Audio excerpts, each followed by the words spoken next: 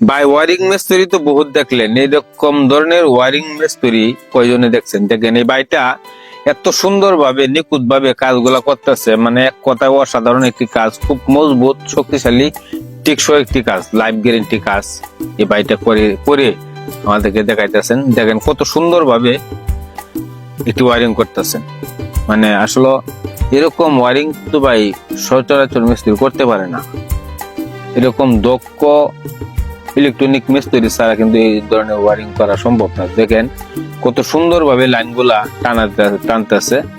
আর আসলে সবকিছুতে কিন্তু মেধা শক্তির প্রয়োজন, আমাদের দ্বারা ভাই এগুলা হবে না। দেখেন ভাইটা কত মজবুত ভাবে লাইনটা করতেছেন।